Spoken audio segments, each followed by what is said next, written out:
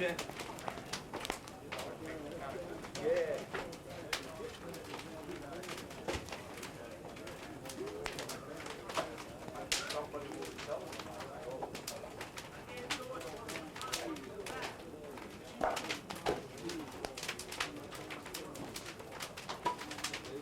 Spoke miss you this morning.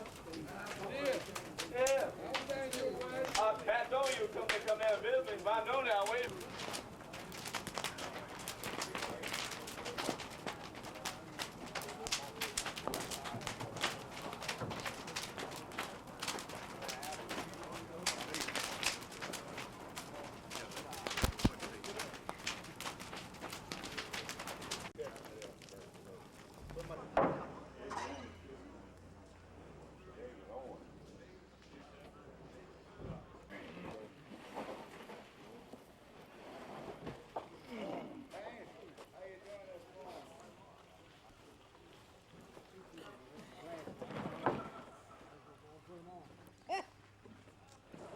Gotta put them in there.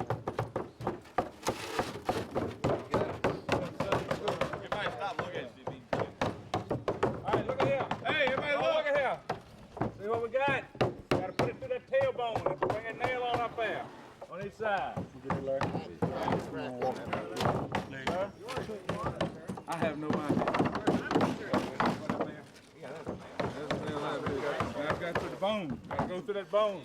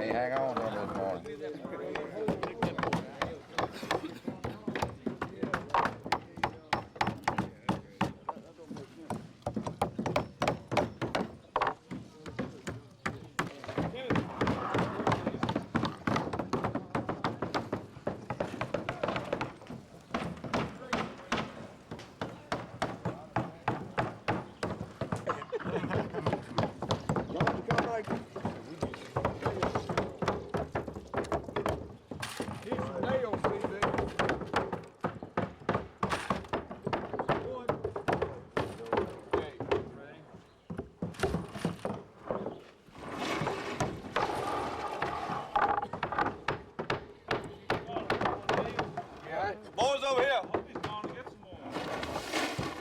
How you doing, buddy? Good. How you doing, Jack? Oh, buddy is back.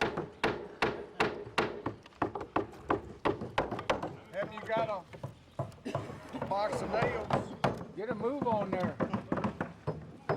You're on top.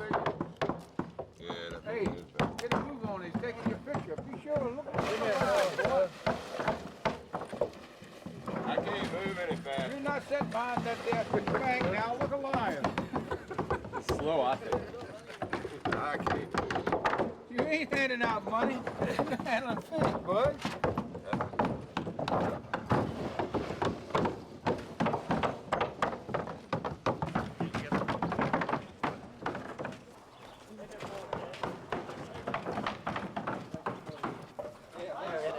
stay with him.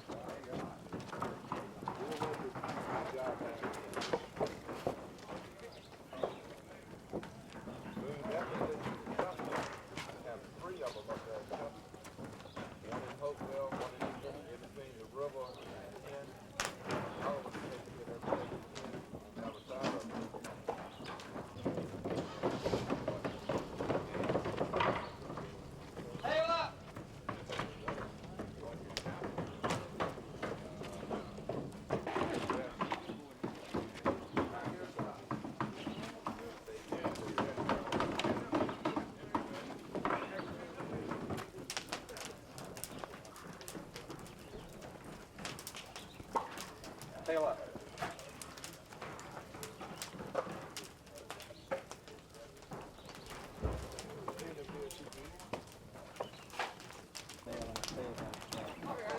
I didn't mean to start a free for all. I said it was good morning. Alright, okay.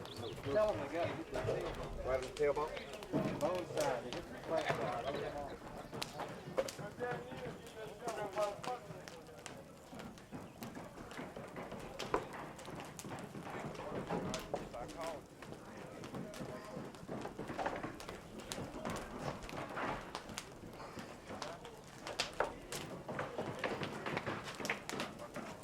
Go to the middle, Lewis. You don't need to fire up this one again. Yeah.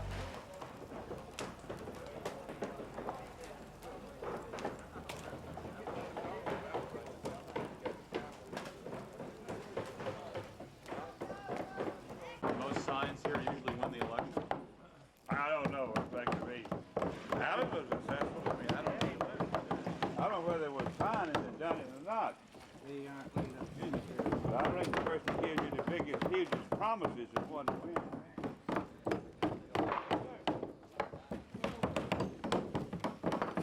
Politicians running for office, it can be right impressive with what you want to do. What are you running for? Put that old man there on TV. Hard to keep it straight, George. Hard to keep it straight, yeah. Can't look up one every day. I tell you, Hard job. Louis, the guy that wants a barrel full of shit run over the top.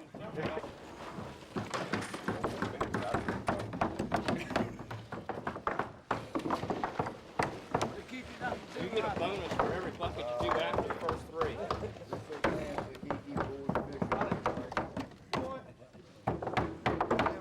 Absolutely wonderful thing.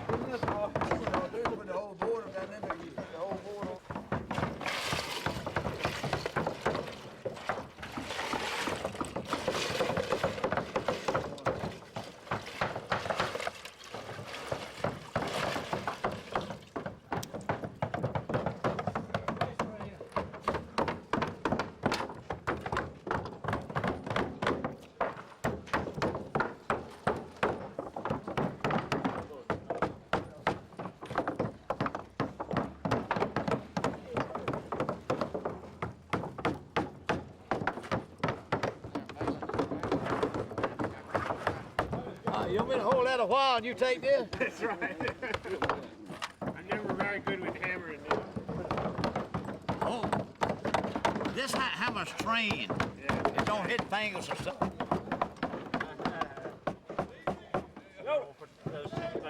Give them one pill.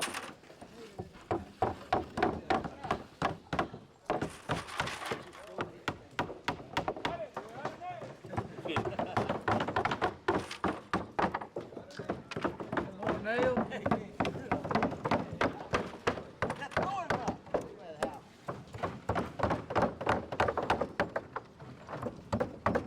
Hey, Neil, come big.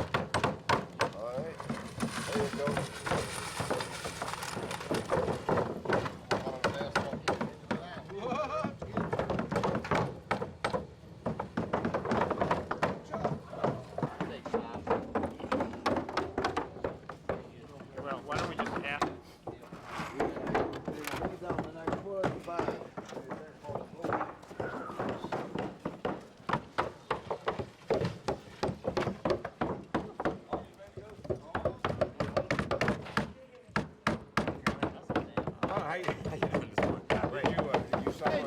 like fish. heartburn and all that other stuff.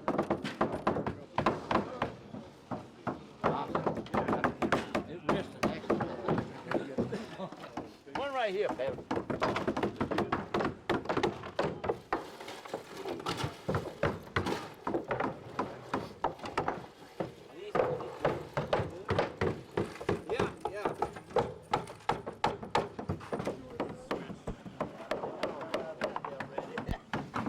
Not going anywhere.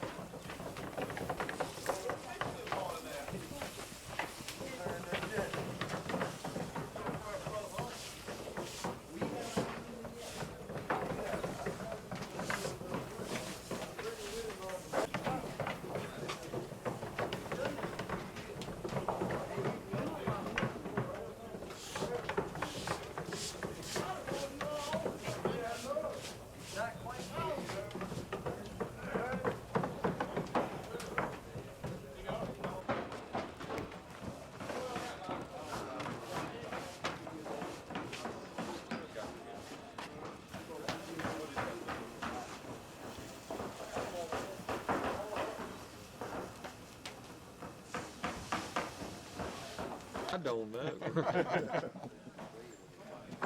Now, where is this? Yeah, where are we with what's happening? Go on, Smokey. Tell I them don't know nothing about this place.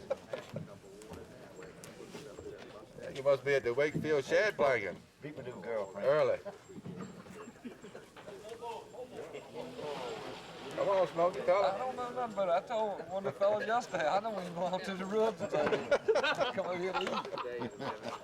Seriously, if you were trying to figure out what this was and you weren't from this part of the world, how would you explain what exactly this is and what's going on? What do they do here?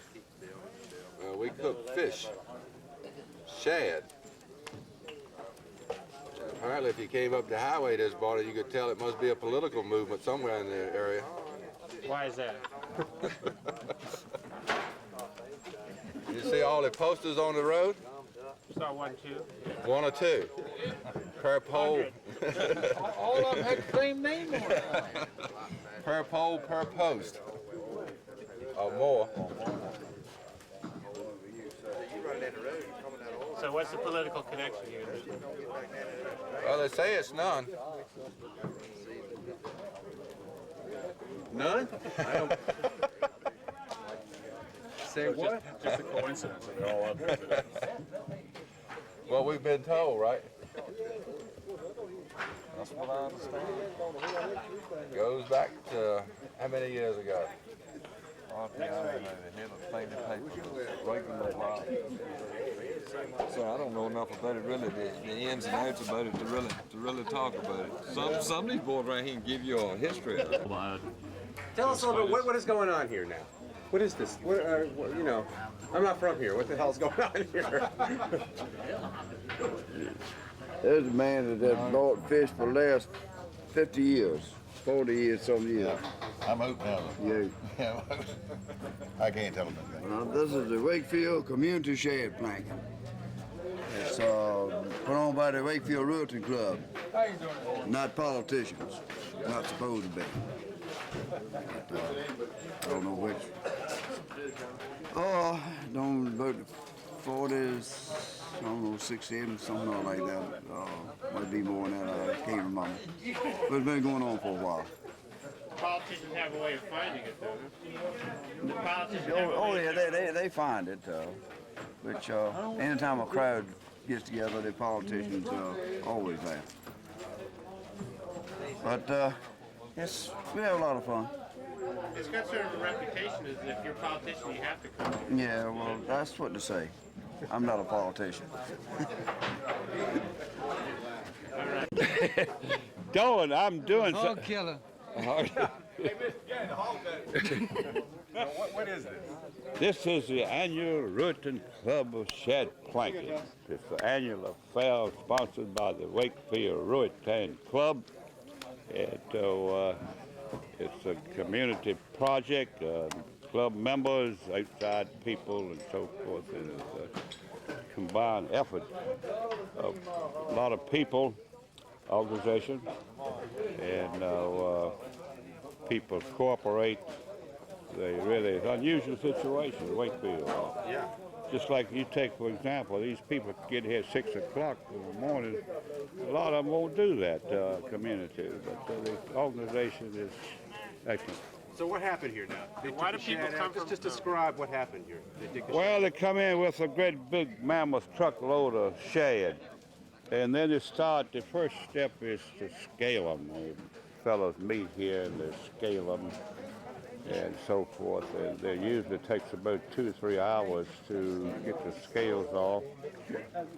And then they have a people that cut them up, cut the backbone out of the fish. And then the second phase is this morning, they lay them to the board and then they put them on the fire and put this sauce on it that flavors them up. Now, does anybody actually really like to eat this fish? Sure, they just, I mean, when you, say within 3 hours, there's no fish left here, nothing but the bones. They're going somewhere. I mean, yeah, they're good fish. They're Virginia fish. They came out of the James River. And, you know, get the lawyer here. Come over here. George, tell them about the Dodge automobile. What? This came, but no, this has been going on for a long time. You've seen it in the paper. Hey, You know, Fred, in how the- many times you gonna get your picture made? What? Don't interrupt me now. I'm alive and in color. Look at this guy over here. We have a good time, and listen, I'm not a lifetime resident here. Here's a man that's a lifetime resident here. That's my grandfather there. And so, So how long has this been going on? Mr. Bain, how long did this started? Prior to World War II? This is 46 or number 47. I think it started in, moved it over here in 48. Oh gosh, he's taking a picture. Mr. Bain here is a long time resident here. He was born and reared here. And he could tell you a whole lot about this. Well, why do people come from all over the state? Why do they come here? Well, it's just gained the momentum, and people come here. A crowd will follow a crowd, and they have good refreshments here. You know, fish and what goes along with them. And you see a lot of happy people out here. You know. It was in 48 or 49. We had about 200 people. We could put them all in that. It rained, and we put them all in that house. And that shows you how much it's grown since. Yeah. Now, what kind of people attend here? All walks of life, women and all. One time women didn't come, but they're right here on the front pew now. You sorry about that, Mr. Guy? I mean, a lot of problems are solved here. A lot of solutions are found here. The booze hole. You guys Now, there's a lot of politicians who come here, right? I mean, They are here, you know, the politicians are everywhere. You know, you're going to find them in any walk of life. You know, I don't know whether this is a haven for politicians or not, but They come here and they have gobs of fun. Oh, got a truck coming through. Here come the lady with a baby.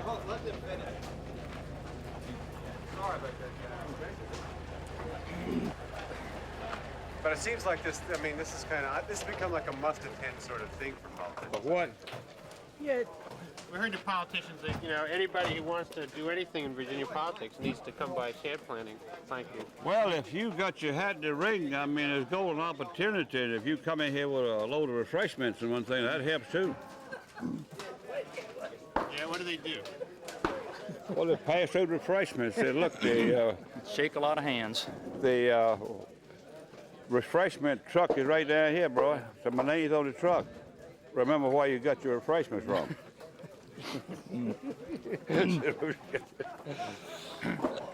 The politicians like to come here. I mean, there's a lot of them, right? Oh, yeah. Yeah. Well, it's an early spring event. They can get out and Hey, big get election that. years. Get They're here. that lawyer in there, that blue, what's in there? Get him in here. Politicians like to go where people are. Anyway, Yeah, he can tell you some stuff. yeah. Calhoun, Calhoun. Calhoun. Have Man some wants fo- to take your picture over here.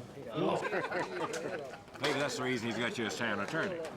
Could be, Yeah. Well, can you guys explain to us why this event is such a big event, especially among politicians in the state? Well, it's the time of the year when you get to see a lot of friends you haven't seen in a long time. It started out as a small thing and grew and grew and grew, just like Topsy. And you invite more friends, and we'll see people out here that we've been seeing for 35 years or longer. And just the time of the year when everybody gets together and eat a little shad and talk a little bit of politics and a whole lot about whatever's going on. And I mean, who can explain it? Well, this has become a must event for politicians in the state of Virginia, hasn't it? It seems that way, anyway. I hear the media saying that. I don't know how many votes anybody picks up or loses here. See, this guy, too, you I'm not trick much. this guy I'm here. not much of a politician, and but it seems like that they make themselves known and shown, and I guess they're expected to, and we expect them to do it, probably. But as for it turning the course of events in any political race, I don't think that there's any much taking place in that respect. There's going to be like a lot of cameras here later on, right? I mean, isn't that what? No, probably so. A lot of signs, a lot of cameras. So I couldn't help but notice that there were an awful lot of signs coming in here. About 10:30 last night, the north signs were being put up, and then this morning I saw a bunch of Miller signs. I don't know whether somebody removed any of the north signs or not, but you couldn't see the north signs too well for the Miller signs this morning. Yeah, there was one or two out there. Somebody asked me, aren't there any Democrats around? I told them I hope not. Not really. We're independent from New York, but we would be whatever. Is there a public television station out of Norfolk or something down here? Pretty much Or Richmond? I mean, that's where it would show up. Usually, isn't it? white male, Democratic You came situation. down here from New York City? And, Yeah. a judge Yeah, friend we've of been mine hearing who about passed it, away so we told wanted me to check it that, out. Yeah, I was always been that fascinated told me, with he New said, York. Jim, if you're a Republican, he said the game laws will protect you. Took a boat and went around Manhattan Island and really did enjoy it. But nowadays you got a mixed match of everything. When that trade center was bombed You know. some time ago, I was wondering if that building would Then I ever guess fall that's the down. way it ought to be. But they got it repaired so it won't. Yeah, no, I think Somebody did something like that. we're wide open. Oh, heck yeah. Loose upstairs. Well, when you started selling tickets, you see, up until about 1980, I served as master of ceremonies from 1960 through 1980. 1980 was my last time.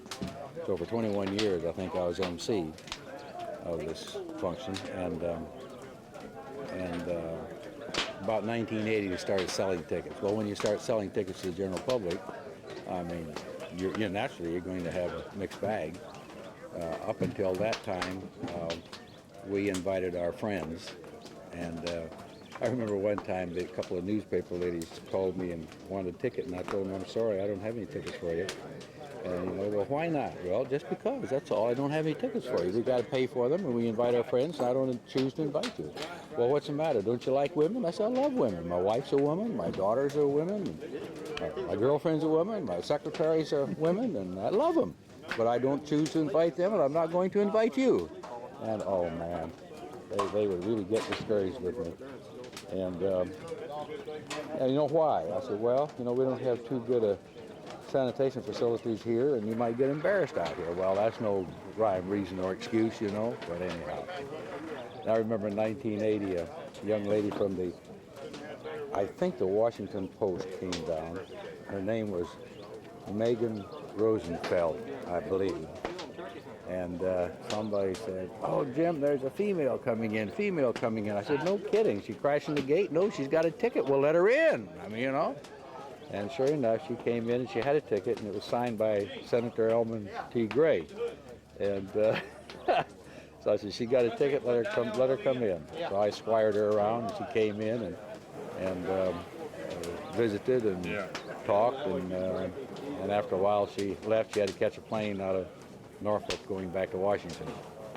But and then you know what? The sky didn't fall in. Nobody had a heart attack. And so now we have a lot of young ladies, I'm happy to say, and I invite some. So why do you think the politicians think that they have to come to something like this? Well, me, I think that a lot of them get to hobnob with each other. I mean, you've got some old politicians that are retired and will never do anything politically. Some of them come here because they've been coming. But I still don't feel like it's a big vote getter. I don't feel that at all. You see a few candidates have their signs put up and around. I don't think it turns anybody on. Seeing all those signs, it may turn people off a little bit. I mean, don't come down here and clutter up our front yard and our backyard and our roads and our parking places with a bunch of signs. I mean, we don't need them. Well, anyhow, maybe that's what brings the crowd in too. You know.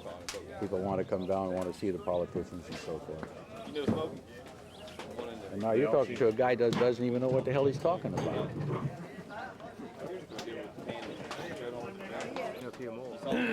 But this year, I don't know. Yeah, I think it will this year. He's got a Senate race.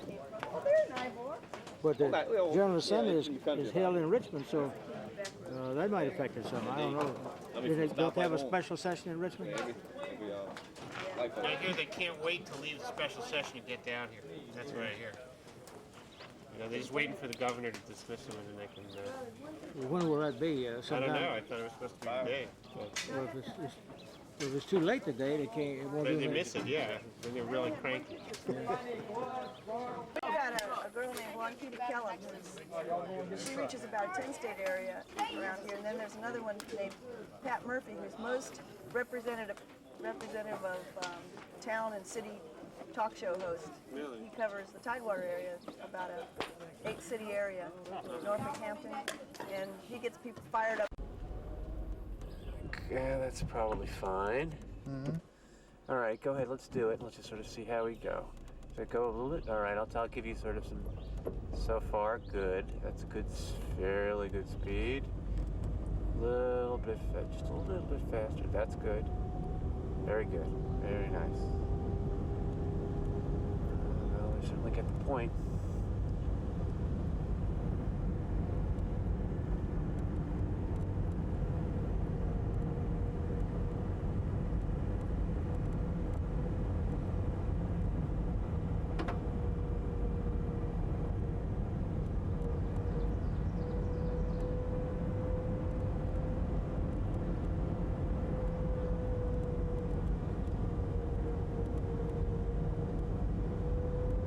On. When we were closer.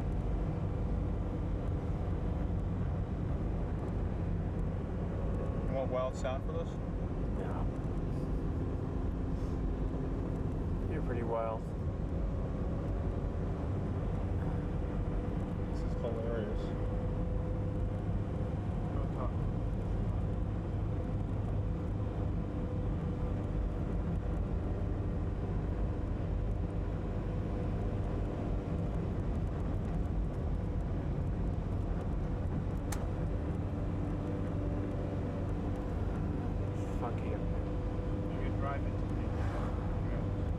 drive into the grounds?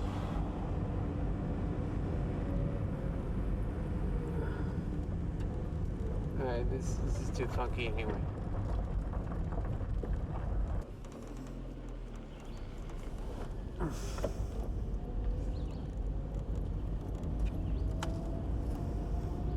Keep your flashes on.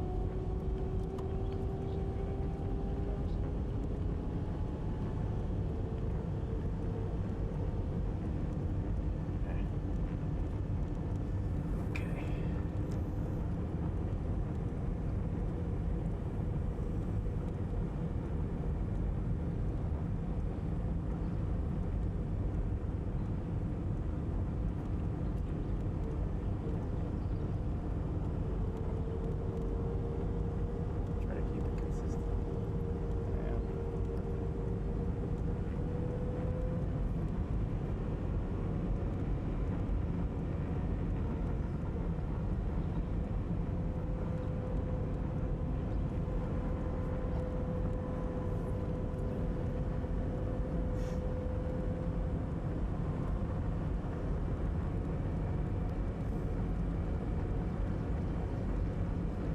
Slow down.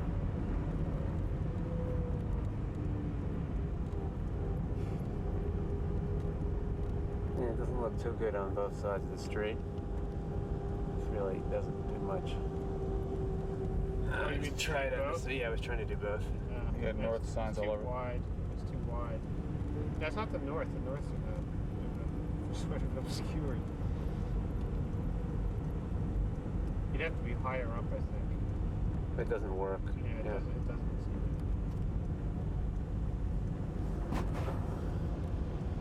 Go around the corner. This was a good plot, just going around the bend here like that, where they're kind of all in the field. Yeah, we can get this later on too, as people walking through here.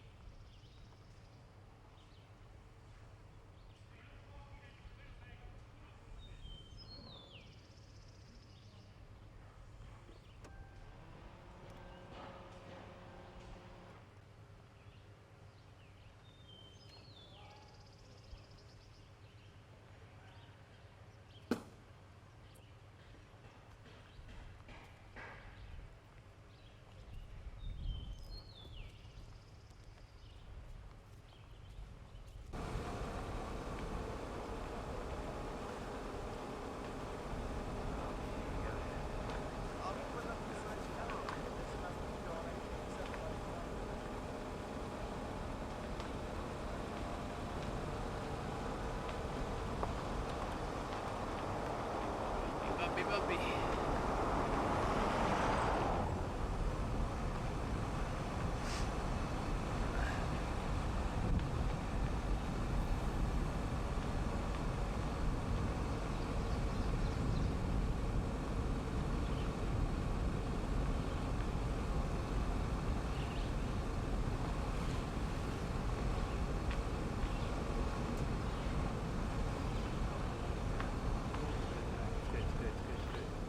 Keep going, just a little faster.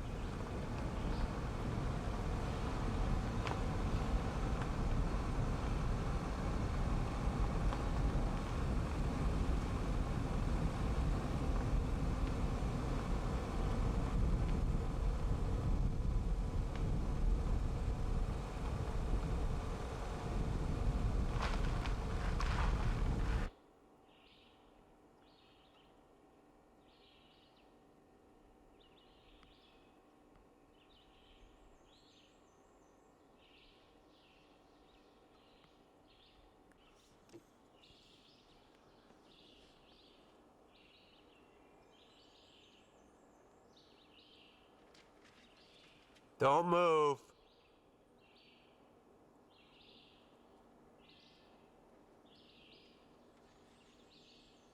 Oh, did you hear what he said?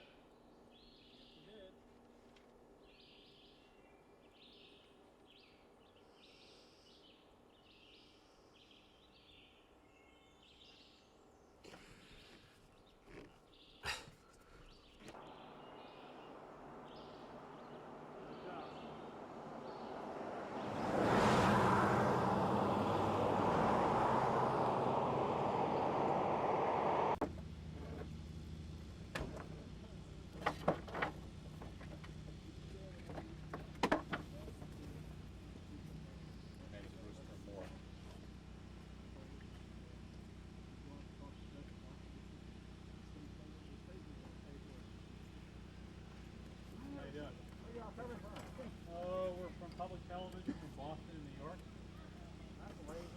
Without suburbs. And what he did, he went up to the state legislature. They brought him in, and he said the reason that Richmond, Virginia, and Roanoke, Virginia, and Norfolk. How do you just explain to me what that means? Oh, my name is J. Brewer Moore. Yeah. So anyway, the play on words, Brewer means more, and the the thing that I'm calling for is a protest vote, a matter of saying to the citizens that we really need to talk about reform, and that at the regional level, merger and regional government are things that the candidates should start to talk about, in spite of the fact that that's probably the last thing in the world that anyone wants to talk about. However, if we're not attracting jobs and we're not moving forward in economic development with the downsizing that's taking place here in Hampton Roads, we just lost 7,000 jobs at Newport News Ship. Here in Portsmouth at our shipyard, we just lost 1,000 jobs at the shipyard. With all those losses, we simply can afford only so much local government, and we need to get a regional umbrella to make Hampton Roads one of the most attractive metropolitan areas in America. So why are you here today? Well, everybody comes to the Shad Planking. I mean, this is this afternoon there'll be thousands of politicians here from all parts of the state. I'm a retiree, but I serve as State Senator Frederick Quayle's legislative assistant. And I expect later today all those people will be coming down from Richmond and so forth. This is a rite of spring here south of the James. What happens? What happens here? Oh, well, Warner will be speaking this afternoon. I'm sure North and Miller and all the rest of them will be here. And the local candidates meet, everyone, and former Governor Godwin will be here and so forth. It's something that goes back into history, and it's one of those things that is part of the politics of Virginia. Not long ago, Virginia was under the control of the rural folks, the Byrd people, and this is where Harry Byrd would appear and say, this is the way the Commonwealth of Virginia is going, and that's the way it went. And maybe we'll see some of that this afternoon. Now, why are you here? You're running for city council in a town that's hours down the highway. Well, it's a thing to do, to be here, and to make sure that you make every possible contact. And also, it's important for a local official to know what's going on at the state level, what's going on in terms of the thinking at the regional level and so forth. And as a Republican candidate at all Democratic stronghold, I do have to build some ties beyond the lines in the Republican wars in the city of Portsmouth. The new faction that recently arose and took over the party was referred to by the old faction as the peasants. And so I have indicated that I'm willing to run with the banner as one of the peasants. If you know, we're from New York and we're from Boston. We asked you to tell us what's Virginia politics like. Well, how could you sum that up in just a few words? Well, I'm not sure, but it's in a state of flux. It's changing very, very rapidly. What, did you say Virginia? Yes, time was, I think, when they had maybe three or four. Start by saying Virginia politics is. Oh, because we're not going to know what you're talking about. Oh, Virginia politics is in a state of flux. A few years or decades ago, there were only a handful of Republicans in the General Assembly. Today, the House of Delegates and the Senate are bodies that are almost balanced, and for the first time in many, many years, we have a Republican governor. The expectation is that in the next election, the Republicans may very well take over the state government. And of course, that will be a tremendous change. All the judges in Virginia are appointed by the Democratic-controlled General Assembly. And if the Republicans take over, of course, that would be a statewide change of great magnitude. What about the way politics is practiced? There's a certain way, you know, New York, like, you know, Chicago, they're real heavy-hitting, you know, down and dirty. How's politics practiced here, generally? Not the specific, you know, whether it's Republican or Democrat. Well, I think, you know, you'll have to take a look this afternoon to see what transpires, but there is a belief that there are some kingmakers whose word goes out. I'm sure that a lot of folks are waiting to hear from former Governor Godwin. A strange situation if we ever have one anywhere in the country. His first term and a governor in Virginia can only serve 4 years. but Governor Godwin's first term was as a Democrat. And then he was out for 4 years, and he came back and ran as a Republican.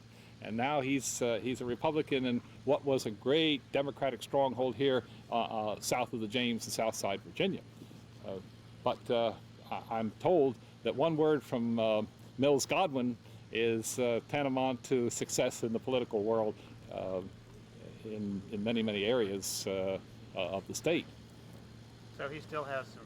Oh, I'm certain that those old networks reach out far and wide and are deeply entrenched. You say Virginia politics, is it tough? Is it genteel? How would you... Well, I think that the whole demeanor in the state capitol is one, it's a government of gentlemen, and now ladies, of course.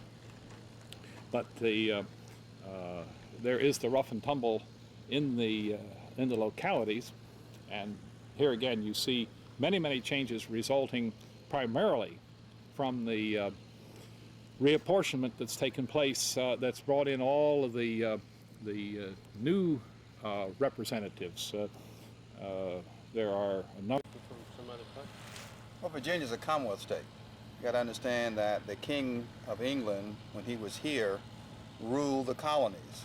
Well, the king is still alive in Virginia in a Commonwealth state through the General Assembly and the governor. And so everything that happens has to be approved by the General Assembly. Horse racing, liquor by the drink, whatever it is, the General Assembly has to give the local governing bodies the authority to act.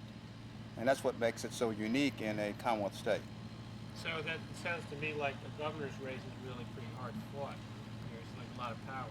Definitely so. The governor has a tremendous amount of influence on what happens in all the, certainly in the central government and in the local government. And certainly you get a person that's been a former governor who has done some things that were positive, both the Republican and Democratic Party, that speaks, people listen. And so that's what makes it also unique. Behind the scenes folks have a lot to do with what is happening now. So what do you come looking for Shad Planking? What are you looking forward to today? Well, I'm just here to sort of watch other people since I have retired as a treasurer of the city of Portsmouth. I'm just watching to see what's going on, to look at the show. What is the show? What does the show consist of? What are we going to see? Well, you're going to see North, for example, on Miller, and I'm certainly not a North fan. I was a Marine, and I think what he did was not proper. I retired as an 04, a major, was on the list for lieutenant colonel, and I know lieutenant colonels don't have the kind of power that he had without somebody bigger than him pulling the strings. He's going to be speaking, and other people are going to be trying to say that he is not the person to be elected. I sort of fall on their side. What about the other people? I mean, there are going to be all sorts of politicians here, right? Everything from sheriff to if they had a dog catcher for election, you'd have that person here too. This, by the way, is my first time coming. I was not a politician in the 8 years that I served. I was a representative of the people and tried to remain that way for the whole time, recognizing how I got there. Some people have to lie, steal, cheat. I didn't do that. Is it fun being here watching the politicians? Well, so far, yes, it is. And I'm going to watch as they tell their stories that if you listen carefully, you can find that they don't connect sometimes, that they're fairy tales. And if you are looking for an advantage for this Commonwealth, you need to weed through all of the fairy tales and try to find the people that can best represent the government. Can I ask you two very quick questions about politics besides Virginia? You know, in a sentence or two, what do you think of politics in Chicago? How's it different? Do you know anything about that? I'm not familiar with Chicago at all. I really don't know. I can't answer the question. I just say that politics ought to be people representing the masses. It's not what I think. It's what I think that the people want. After I have conversed with them, understand what problems are, and deliver back to them a number of options. And if everybody takes option A, my job is easy. If people are skewed over option A, B, and C, I have to make a decision in the name of the people that best represents their needs, and then be willing to go back to those that were not totally satisfied and make sense. But you find that there are a lot of backdoor discussions or backroom discussions and deals and things like this that don't surface until the person is dead. Then you find out how horrible they were in office and all of those kinds of things. And I don't think that's necessary. I think that it can be done on top of the board with the agenda being totally understood by everybody involved, and you can have good government. I think that. I did that for 8 years, and I'm proud of that.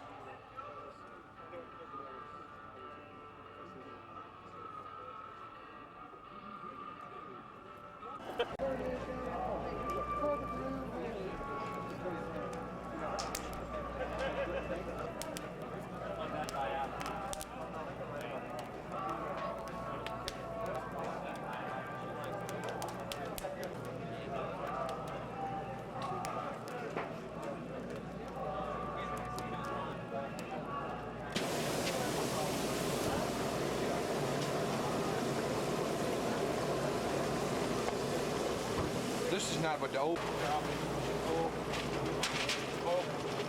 It's ready to eat. Or will be. It's not ready to eat, but it's just full. Ready to cook. You might get to pick from one from November. That's all it has. Wow. I still got your picture. So would you like a Jim Miller for U.S. Senate sticker? Oh, thank you. You want some? Oh, they're slipping by me. So would you like a Jim Miller for U.S. Senate sticker? That's what Reagan So confused, y'all. I won't know who Sir, can I offer y'all a Jim Miller for U.S. Senate sticker? Oh, no thanks. Sir, sticker for you, sir. How are you? Who's doing the campaign, Craig Beaver? Yeah, thank you. Jim Miller for U.S. Senate sticker, gentlemen. Just filling. So I can offer you a sticker. Hi. How are you? All right. I'm Lucy Goo. My husband's running for U.S. Senate. Jim Miller for U.S. Senate sticker. Hi, How are you, Jim? Nice to see you. Care for a sticker, Virgil? Okay, thanks. No, sorry. Thank you. Sticker for y'all? Hey, sorry. Hi, how are you doing? Hi. Thank you. You want a sticker? Don't Sticker? do. Jim Miller for U.S. Senate. I know. Would you like a Jim Miller for U.S. Senate sticker? Yeah, sir? thanks Pretty good. very How about so? Gave in, Jim? Yeah, thanks very much. Okay. You're going to stick it on, aren't you? Thank you. There you go. Hi, how are you doing? Hello, don't turn on this pretty Steve sticker in reference to what Ronald Reagan had to say about Oliver. Good luck. Yeah. We have copies of the letter posted up around grounds. This is a direct quote from that letter. Well, that's Reagan. All right. This will go great with your Jim Miller sticker. There you go. All right. No, Thank that's you. all right. I don't need I that. still got the anyway. Sure? Is Henry Doggett here? I'm sorry? Is Henry Doggett here? I haven't seen him. Be sure to stop by our truck, our Miller Lite truck. See you later. That's what Ronald Reagan had to say about Oliver North recently. This is a direct quote from the letter. Careful one, it'll go great with your Miller sticker. Thank you. Hello, sir. This will go great with your Jim Miller sticker. This is in reference to what Ronald Reagan had to say recently about Oliver North. I'm getting pretty steamed about some of the statements being made. Hello, sir. Be careful. I'm getting pretty steamed. Okay. Excuse me, gentlemen. Y'all careful now. I'm getting pretty steamed sticker in reference to what Ronald Reagan had to say about Oliver North recently. Sir, would you care for one? Hey. We'll take them all. Thank you. Put them all later. Sir, would you care for one? I'm a North Carolina. Everybody gets it in today. Sir, this will go great with the Jim Miller sticker. Everybody who's Jim Miller today right now. He's running for the U.S. Senate. This is in reference to what Ronald Reagan had to say about Oliver North recently. I'll take that. Thank you. Sir, would you care for one? No, thanks. Come on. Excuse me, sorry. We ask you to step back just there. I think they're going to get stuff down there. Oh, y'all careful, and I'm getting pretty steam sticker in reference to what Reagan had to say about Oliver North recently. Ronald Reagan wrote that. Absolutely, yes, sir. What's that? Yeah, I know you're pasting it all Jim Miller over. percentage sticker, sir? I don't think so. Oh, wow. Gotta have one. Yes, sir. I love them all. Yes, sir. Come on, get that ready. Come on. You do. I'm Lucy Good. My husband's running for U.S. Senate. You and a lot of other people. Yes, quite a few. Good. I noticed that. Right. Got started early.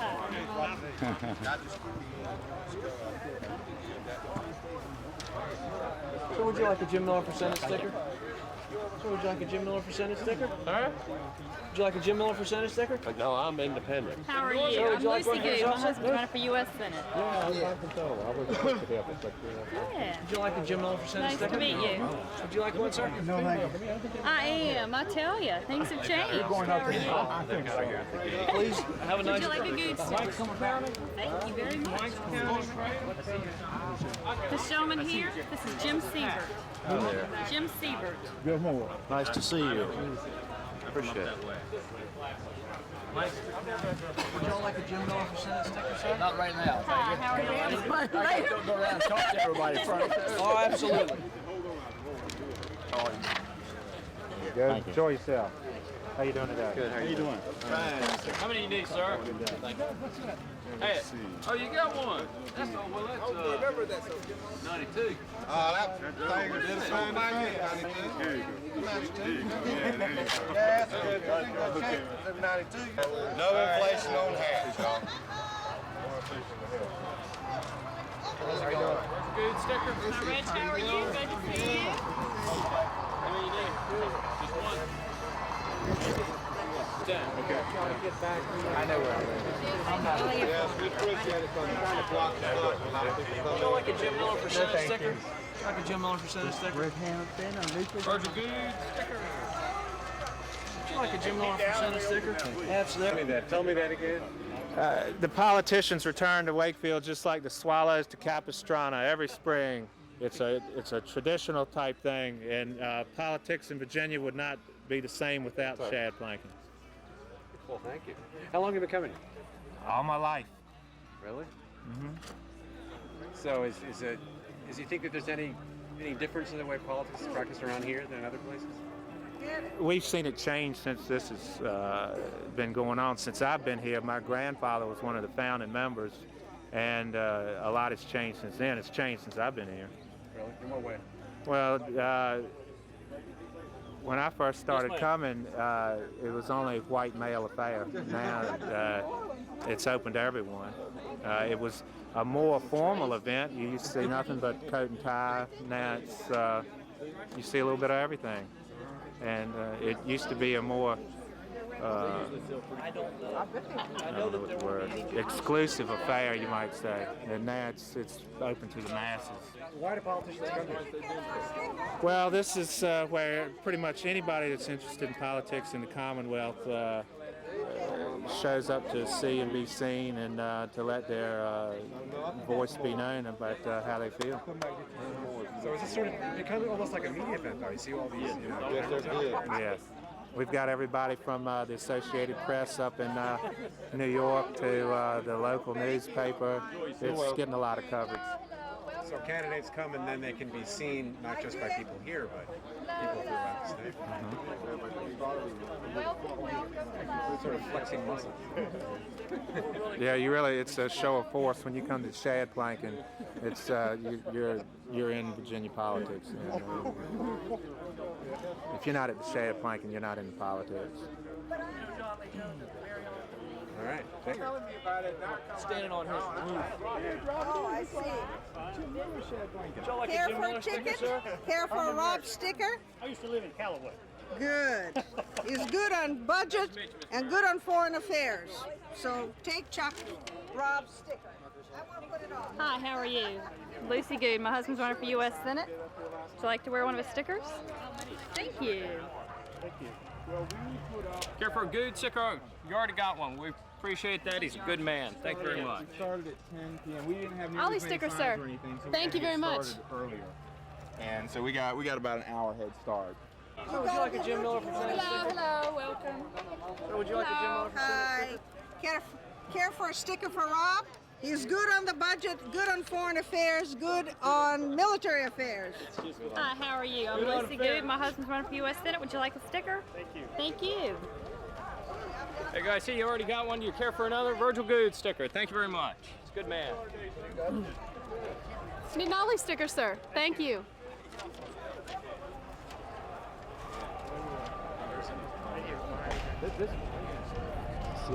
I know the served you care for, and I'm getting pretty steamed sticker in reference to what Ronald Reagan had to say about Oliver North recently. Thank you. Thank you very much. Good afternoon. Sure. Absolutely. Anybody care for a Chuck Rob sticker? Chuck Rob? Thank you. All right. Thank you, Chuck Rob. No thanks. Pretty good. Lucy Good. My husband's running for U.S. Senate. Thank you. Anybody care for a I don't think so. Not right yet. How are you? Would you like a Jim Miller percentage sticker? Like one, sir? What are you doing? Would you like a Jim Miller percentage sticker? No, I'm not sticking any on today. Sticker for y'all? Thanks. Would you like one, sir? There you are. Careful that cooler. Yeah, let me have a. Yes, sir. There you are. We're putting all of the good folks on. Huh? But I tell you, Chuck Rob is Well, good. I didn't see the first. I didn't see the first sign for Virgil coming in. There's some in here. Would you like to wear one of his Yeah. stickers? Thank you very So much. yeah. Thank you. All right. How are you doing? I got a Virgil sign. We got the here. posters in here, You need though. an Ollie sign? Yes. All right. All right. Sir, one more for the collection. I'm getting pretty steamed sticker. It's in reference to what Reagan had to say about things recently. All right. Thank you. Okay. Does that do it? That guy that you were talking to beforehand about Shad Planking sounded pretty good. Yeah, he had a couple of fights actually. If you're not here, you're not in Virginia. No, I know. It's fine. It's fine. I only heard the last part.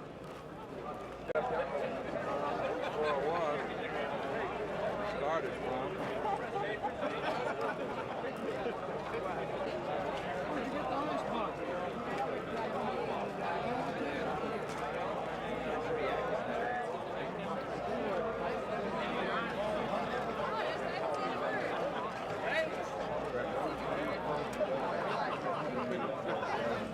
This is Ryan's first time. Yeah. Oh, you know my bride here, don't you? Gracie? Right.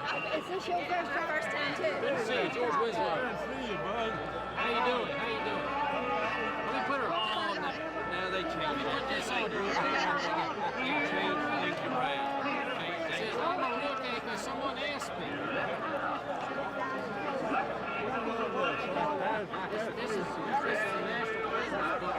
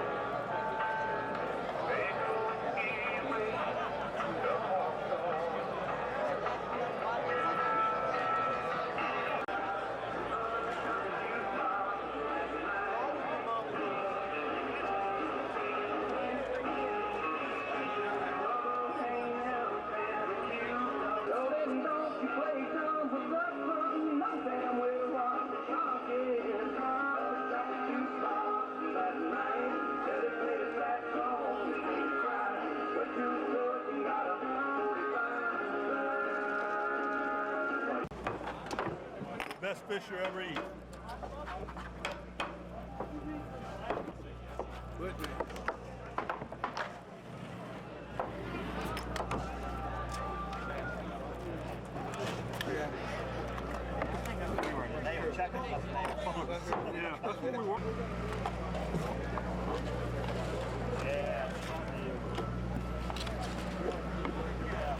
Hands cramped. They do have some.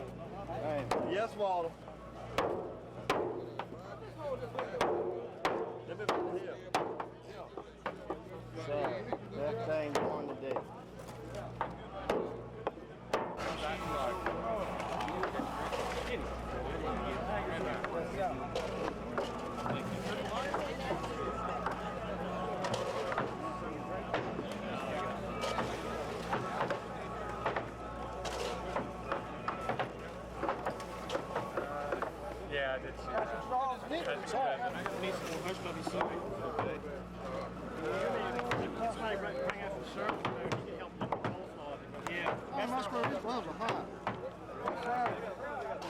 Hey, you won't get sunburned. You want to do some hot lights from the side?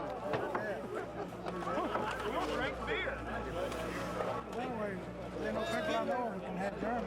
Acid kills it.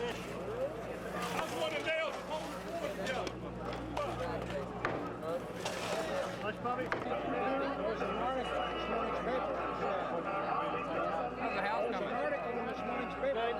More or less. I have time to work on it. Do yourself?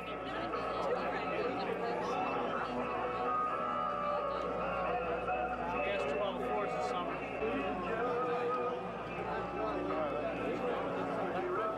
That reminds me of a Viking. Right. Viking.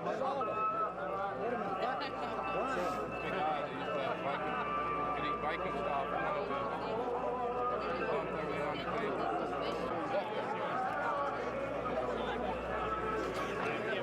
What station are we going to be on? Yeah, okay. He's on Richmond Station. Oh, my sister is there. She was a sister.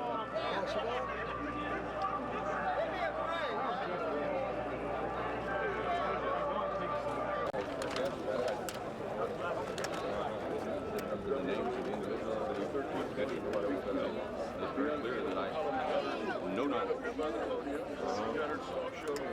And I think if you read it, I'm not sure that I even finished reading the whole story, but if you read the story, you'll find out that no one suggested that I did. And there's no suggestion of impropriety. It's a good read. So UPS.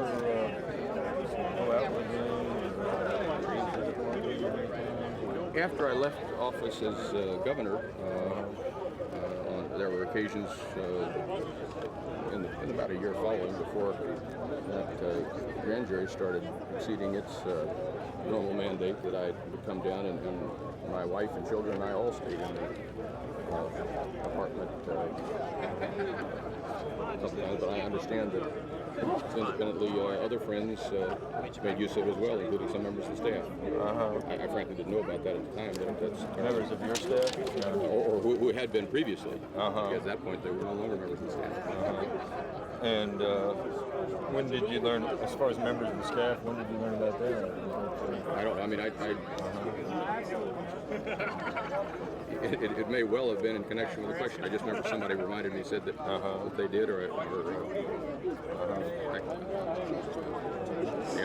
answer I don't remember, but. And so then your memory of it was then after this thing was resolved and after you left office, you used this apartment with your family a few times. In fact, we even had a 4th of July party there, where we invited a number of friends. Just the same kind of party we used to have at Camp Pendleton. Excuse me. And then Excuse me, I'm sorry. I didn't know you were sometime in 1987, we ceased going to the beach. Excuse me, sir. That was when the posters talking. And did you use the apartment at all when you were governor? Excuse me. No. What do you think of the poster? We got a thank you. First one. Autograph. Would you like to autograph it, Senator? Sure. What's your name? Jim.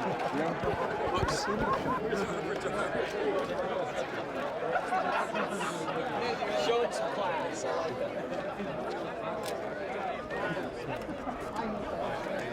There you go. Good luck to you. Thank you. Okay. Alrighty. What do you think of the latest cyber moves, whatever they are, how do you think it's going to affect your prospects, if at all? Well, we took him at his word, and I supported the primary process myself. I thought it made sense. And he'd said that if he ran, he would certainly run as a Democrat.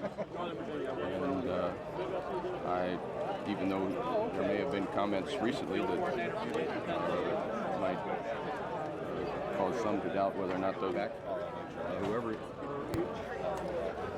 succeeds in the primary contest, enthusiastic.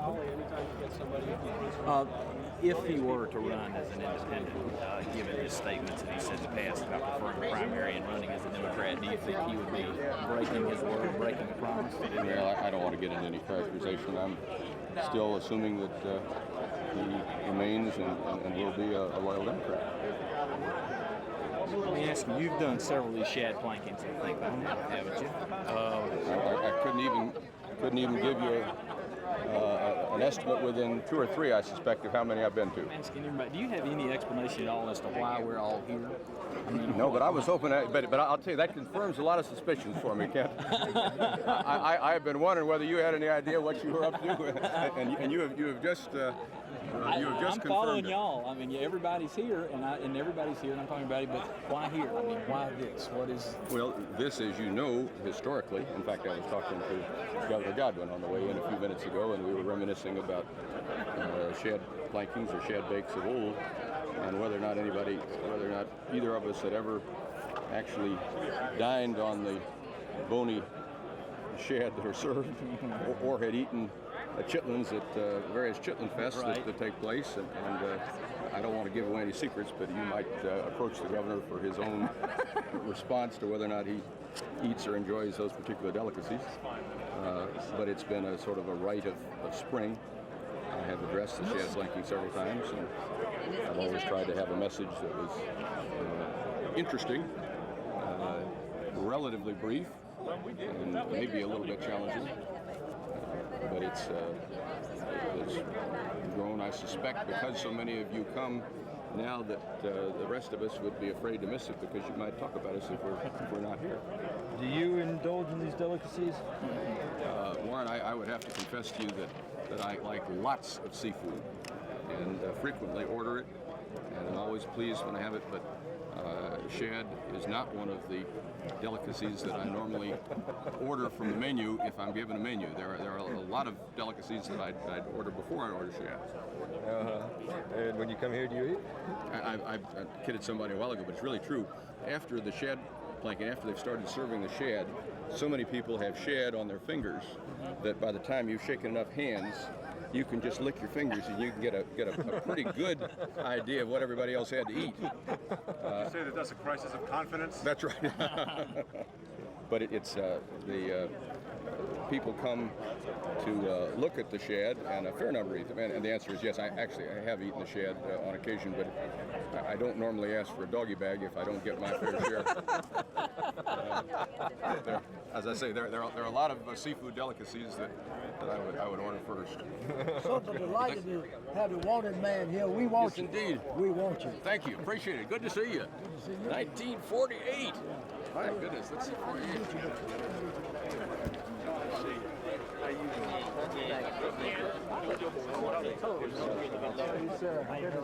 Governor, God love you. How are you, sir? You're looking great. Well, it's a wonderful day. I do indeed, and his fine young son too.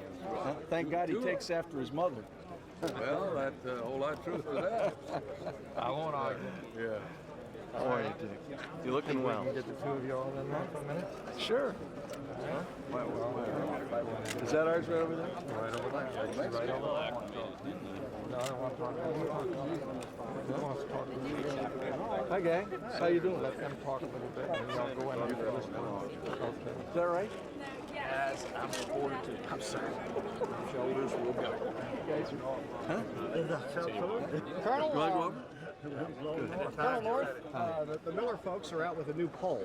I'm sure you're familiar with it, but it shows Miller winning a Miller-Robb race and Robb winning a Robb-North race. Your response on that? I think this poll was taken by the same one that predicted Mary Sue Clinton was going to win last year, isn't it? Call her up and ask her how she likes the draperies in the governor's mansion. What are you? Does your campaign? What kind of polling data is your campaign coming up with? Very encouraging. Very encouraging. Does encouraging mean north over Robb or north a few points behind? Encouraging means that we're bringing people into this campaign at an unprecedented rate. people all over Virginia are turning to this campaign for solutions to the problem of real Virginians. They're sick to death of the professional politicians in Washington. And that's why they're looking at me. What do you think of the main speaker? And do you plan to be up forward to his remarks? Colonel, the rumor is that the North supporters, when he speaks, are going to turn their backs. Are you recommending that? I have not talked to anybody who said that. Do you recommend And I certainly that? haven't encouraged anybody to do that. I believe in the hospitality of Virginia. This is kind of a political insider thing, and you're the political outsider. What about being here today? Well, it's my first time, and as an outsider, I guess that's appropriate. Did you have any debate whether to come? No, not at all. I was invited to come. The Ruritan is an organization I've supported for a long time. They do great things in the community. I've got a lot of friends down here in the 4th. I was pleased to accept their invitation. You haven't been here in previous years? No, there's a lot of people who remember me being here, but I haven't been. Weren't you in the area 2 years ago, though? I may have been in the area, but I sure wasn't here. So this will be a new experience for you. Have you ever had shad before? Actually, I have had shad before. What do you think of shad? That's good. It's not Virginia shad, though. It's not Virginia shad? It's Delaware shad. Is that right? Was that set up by the Democrats? This used to be a Democrat event. The great history of Virginia. And it's now been broadened to include all Virginians. And I think that's a good thing. Governor Godwin said this afternoon that if you are the nominee, he will support you. And he thinks all good Republicans should do the same. And I think all good Republicans will. And I think a lot of people who are born Democrats, who thought they died Democrats, will too. Is that a boost for you to have someone of Governor Godwin's stature to say something like that? Oh, of course it is. I mean, Governor Godwin is a very, very respected and admired leader in Virginia. He was good for Virginia when he was governor. I think we've got another good governor in Richmond now, and I look forward to his support in June too. Excuse me, folks, we're going to get over to see the governor. The questions asked a minute ago, but we're quite up to speed. Having Senator Warner as the keynote here today, and with the things he's had to say about you. I'm here to listen. Do you think he'll be the topic of the speech? No idea. Let me ask you a question.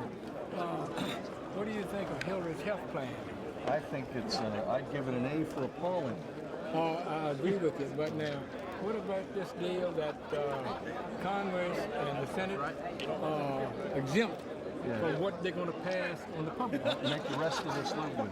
That's the kind of thing I'm going to Washington to change. And they don't live under the laws that the rest of us have to abide by. And with your age and the cost of the treatment, you go back and die. Isn't that euthanasia? My mom is 76, and she's concerned about the fact they keep talking about spending too much.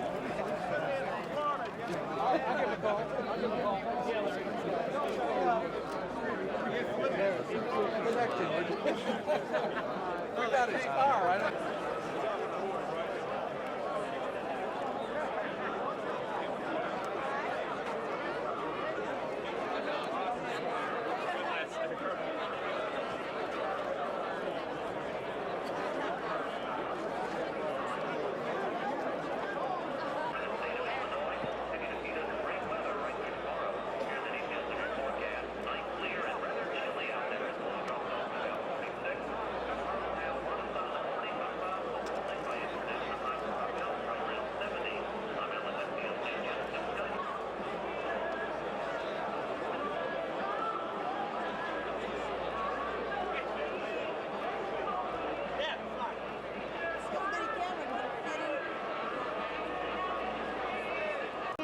Good to see you. Good to see you. Hello, Governor. How are you? Hey, how you doing? Good to see you. How are you doing? I was wearing these boots before George. Before they became popular?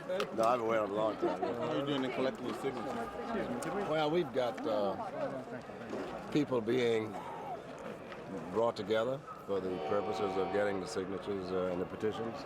A lot of people are calling in, wanting them put in their hands, and we're trying to make certain we can get them in their hands all across the state. So we're doing, the organization effort is coming along very well. Very good. How far along are you? I mean, do you think, do you have any already, have you already begun actually getting? Oh, some people have, yes, but I have not seen them. We have not collected any. We're telling them and we'll hold them and get some more and bring them on. And we're going to have a centralized time in terms of when they should bring them and when the reporting should be done. So we're going to be announcing all of that too.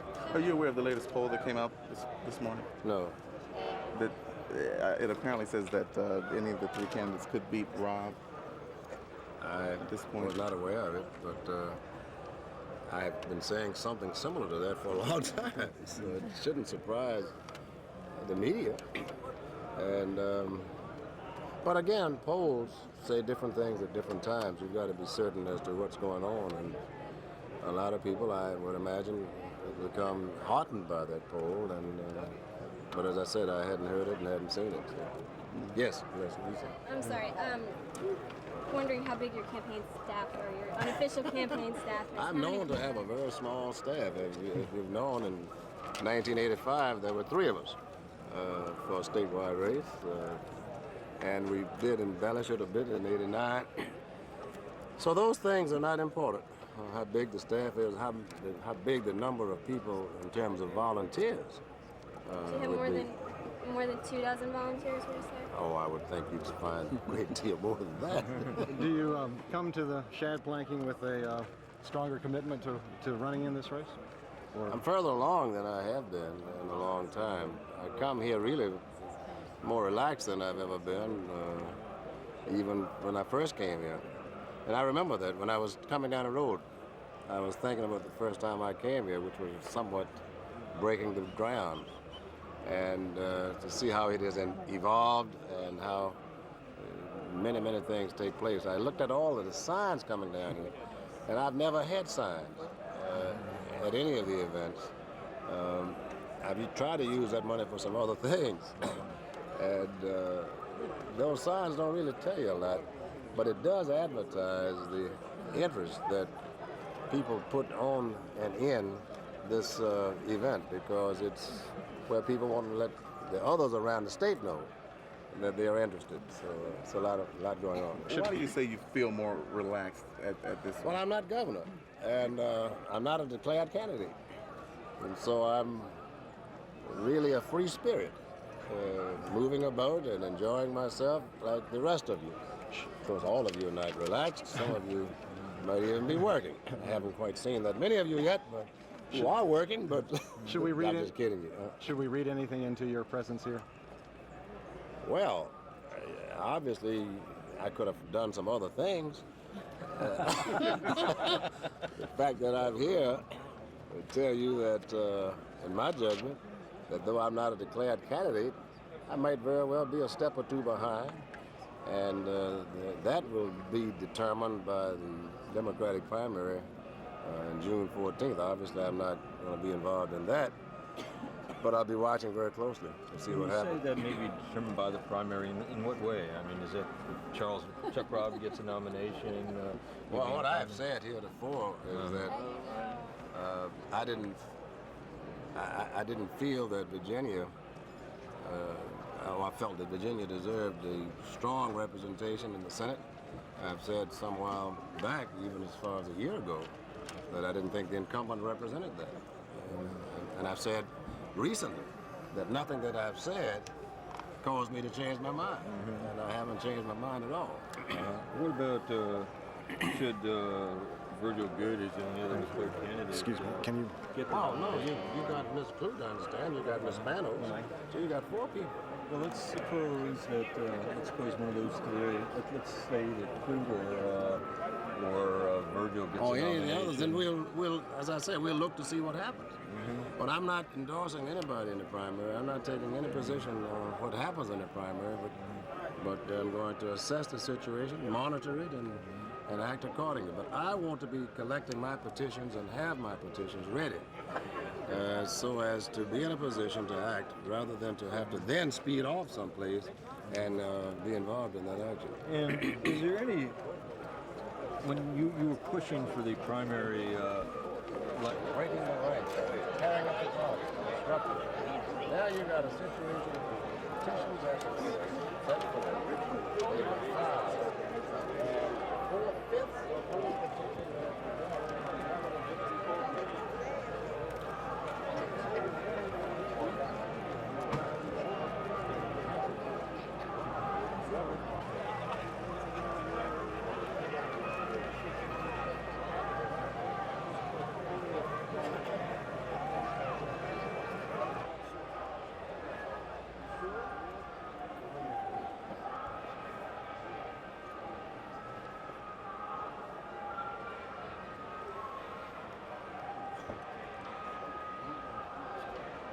No, I mean, you leave hell. You go crazy as hell.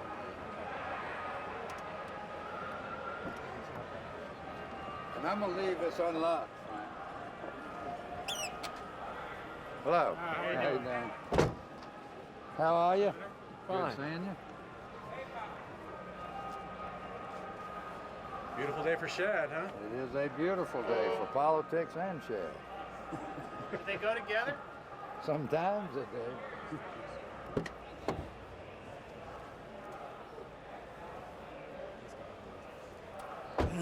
Senator, how long have you been coming here? We're from public television out of New York, so we don't know. I've been coming, I don't know, 20-some years.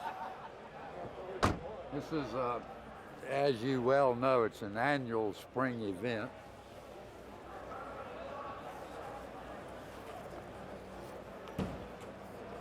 I got it.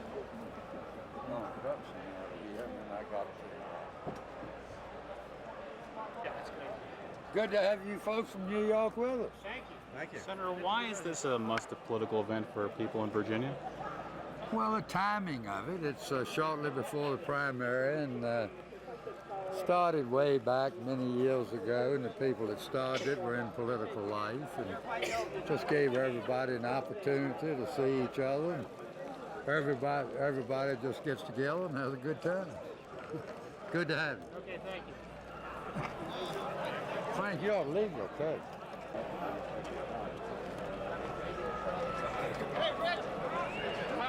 How'd you know? Good to see you. How you doing? Good to see you. When I grow up, I want to be just like Richard Hall. Yeah. That's exactly right. This is the most wonderful. Thank God you didn't stay in Richmond. Get with the real folks. That's exactly right. Well, we are But you know where your priorities are, don't you? Well, yes, sir, right. I sure do. You made the best decision. Hey, good seeing you, man. Good to have you in the garden. Thank you. I got the privilege of introducing John Warner. This is good. I hope you will say it. I'm delighted you came south instead of going north. Hello, Red. Good to see you. I better not put my nose. I know where you are. I know. You certainly you know where I am. I know. Good to see you, Red. Take care, y'all. Let me see you. Great America, man. Great America. Great America. Where can you get a bill? Supervisors. I've been coming to the Shad Planking for 25 years. And this is where it's all started. This is Virginia politics. If you want to be in politics in Virginia, you have to Shad Planking every April. And I'd like to introduce my good friend, the former mayor of Chase City, Bill Keir. I've been coming with Jack and meeting all these politicians down here for years and years and years, probably about 25, 30 years. We have certainly enjoyed it. It used to be where when you had to go to the bathroom, that you could just run out in the trees, and then a few women started coming in here, and then you had to be more discreet, and then they started bringing in porta-johns. That's how porta-johns were discovered, I guess. Shad Planking right here. It was a female reporter for the Washington Post who caused all these porta-johns to be put in this idyllic setting. But that's how it is these days. So there are not a lot of constituents here, though, are there? I mean, no, we left them at home. So why y'all come? I mean, Yeah, this is the heartbeat of politics. This is the mother lode of politics. This way it starts. And you got to be here. You have former governors, present governors, former senators, present senators. You've got everybody who's anybody in Virginia politics is here today. And if you look around, you will see everybody here who's anybody in Virginia politics. It used to be, it was only a Democratic thing, and then it got to the point that it became a few Republicans got in, you know, and now it's more or less Republicans and Democrats. But this is the first festival in Southside Virginia. Down here, there's a festival every Wednesday. Nobody works on Wednesday afternoons. They have a festival. They'll have a shad planking. They'll have an oyster festival. They'll have a shrimp festival. A festival every Wednesday. Nobody works in Southside Virginia, and after the dogwoods bloom, they just don't work. They just go to festivals on Wednesday afternoon. And what's happening to both these parties with people out gathering? You know, it's interesting. I'm going to speak about that today. I'm going to talk a little bit about the role of political parties and things of that nature. But why don't we just have a talk when it's all over? And I'm going to give you a little handout for whatever it is to take a few notes on. Last week you said that you were through with talking about the North issue. Is that true today? You just wait and see what I have to say. I think the important thing is let the candidates make the news today. Maybe 3 or 4 weeks. Good. And he thinks I'm seeing real off. Good. And he said, please tell John you want to hello for me. Good. I'll do that. And You've been here with me many times before. Yes, sir. And I'll see French next week, and I'll tell him you said. You do that. You know, French and I were in law school together. Oh, I knew that. You made a great congressman. Hello there. How are you? Come over and meet my girl. Nice to see you. Where's the candidate? Is he here? Nice to meet you. Is he here? They're all here, Senator. I'm trying to get people straight up. All right, good. You got it. You got it. You got it. You got it. Hello. Well, the only thing I want to take credit for today is the weather. I'm trying to cheat a little bit because you know I'm trying to feed some back for the Sure, to be go ahead. perfectly honest with you. Of your remarks when you started speaking, are there going to be any surprises? I don't think so. I want the candidates to be the newsmakers. Let them have at it. So when you talk today, are you going to talk about party unity or are you going to talk about individual rights? I tell you, I wrote every word. Let's see if I say what I wrote.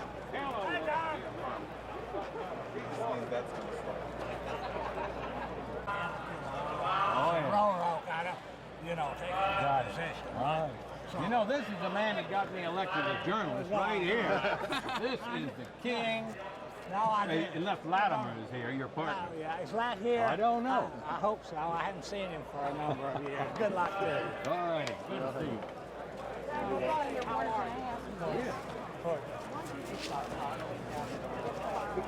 No. Very simple.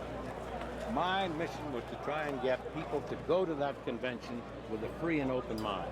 When the delegate selection closed down on that Friday, that was the end of my message. Simple as that. Yeah.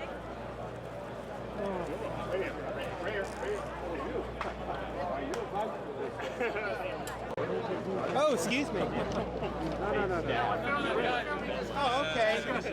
Oh, okay. All right. Yeah. So we're just we're having fun. It's a great event. It's a great day to have this. It's a good thing it doesn't rain. Well, the key to this whole thing is, I mean, the idea of values is really, really sweeping statewide. What's interesting, even North is putting out a thing. If you, Paul's going to mail a fax up what I got in the mail, fax up to the office. I got things called Family Values Coalition. Sure, I saw that. You've seen it already? Yeah, okay, he's and going to fax it your way. And I think it's a really important issue for Virginia. I think it's something that we take to Chuck Robb. It's an important issue, but I feel kind of bad that some people are trying to ride it down the highway as long as they can. Well, they're riding it like one of those Broncos see on the national network there. Right. Ride this issue. Yippee-ki-yay, whatever. I think that's a pretty relevant sticker for everybody. You know? Even the Spanish people can agree with that one. Everyone's wearing the steamed sticker. Steamed sticker. I mean, I'm trying to be neutral. I'm not wearing either senatorial one, to be fair, in my part, my stuff. But we know. Right. We know. You folks all right. I gotta catch up with. I'll let you catch up your action. I got this is a friend of mine from college. Hey, you take care. Nice to see you. Keep working hard for this. This is, you know, I mean, I talk to Paul pretty frequently, and I know you guys are making real good inroads down there. And we need to. We've got a slate of candidates selected for city council and school board. How's Wally doing? You think Wally's gonna take it? Wally's probably going to build up steam. He kind of has kind of run from behind. He's doing it very, very grassroots because everyone else is running against him. He's using radio and stuff like that. Radio. I haven't seen TV spots yet for anyone, but they're using the media, and Wally's just going person to person. He's going person to person, group to group. I think he might just pull it off, but it's you know, it's very screwed up. It would be like if you said you get to elect your congressman and the other 434 too. All gathering around on the table watching others do this. So That's not all that far from the truth now. It's an old tradition we have here in Virginia. Y'all come, you hear? I'm gonna get in trouble, believe me. What do you? All right, Why we're don't you tell us, starting. you were talking about Virginia politics. Yeah. I mean, what's distinctive? And start with Virginia politics. You gotta come here. We're from New York. We don't know anything about Virginia politics. Virginia politics today is very much like Virginia politics was 400 years ago. It's a very similar system in that people prove themselves first at a very rudimentary level where they are good in business. At that point, the good old boys, and I don't use that as a derogatory term, decide, you know, we ought to run that boy and get him back up in the General Assembly or run him for the City Council. From Council, they go up to, say, the House of Delegates to the Senate, and then from the Senate they jump into something like the United States Senate or into the House of Delegates and move on from there. But it's very much a very fundamental system that has been going on since colonial times.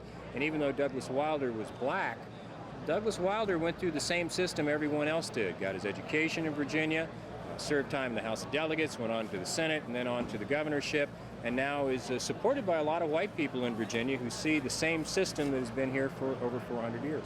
Is this?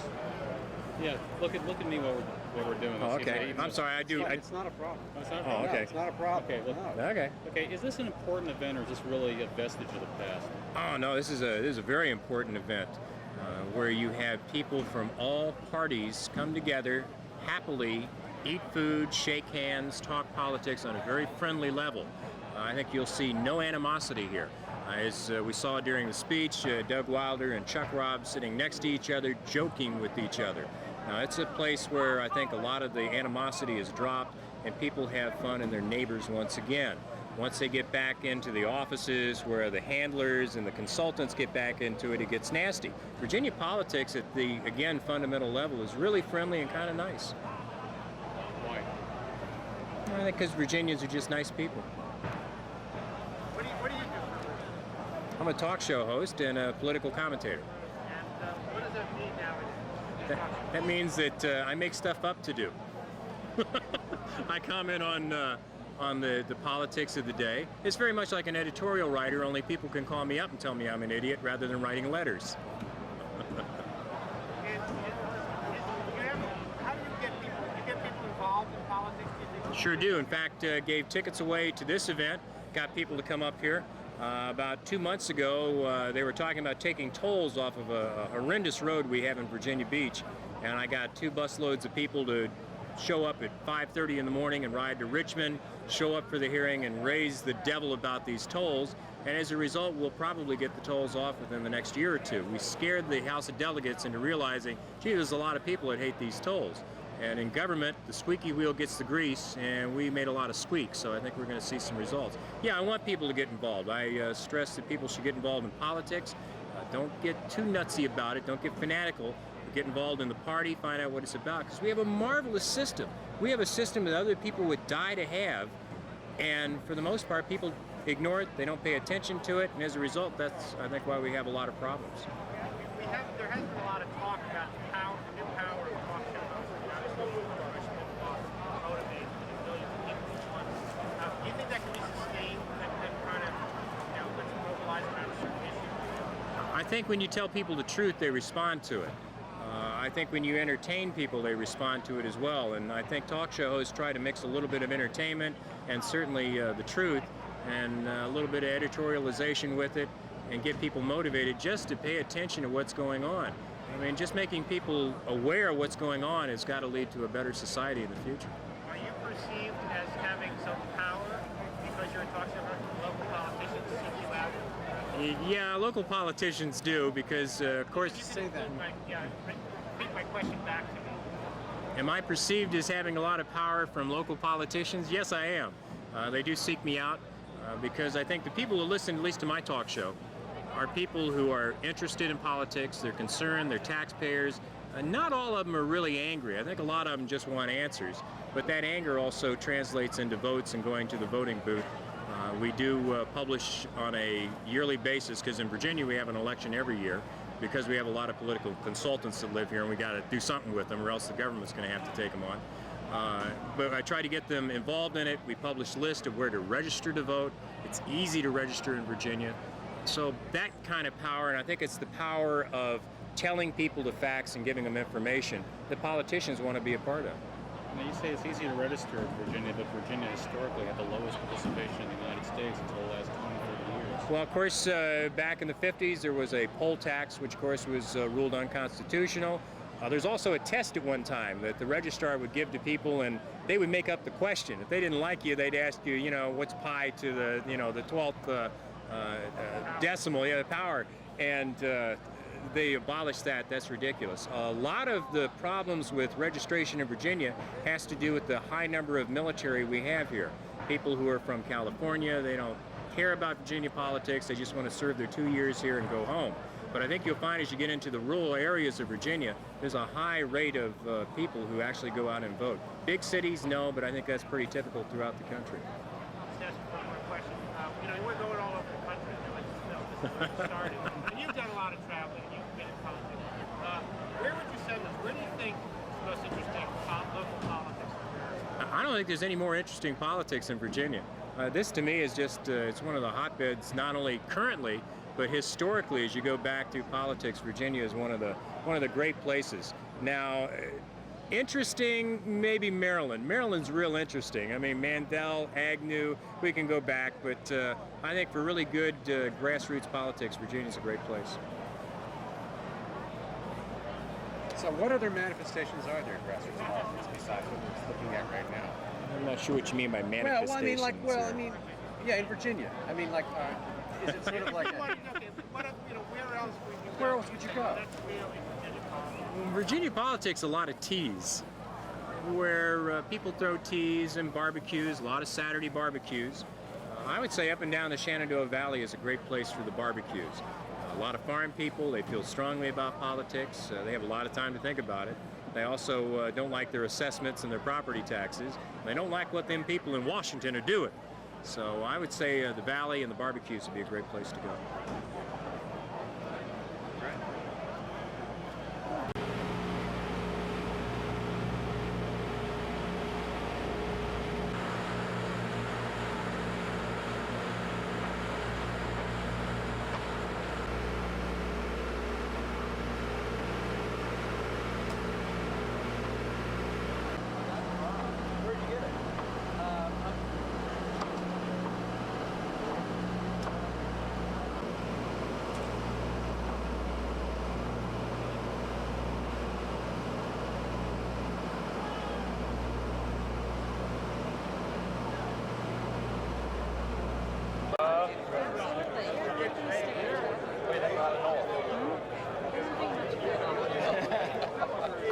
That's good.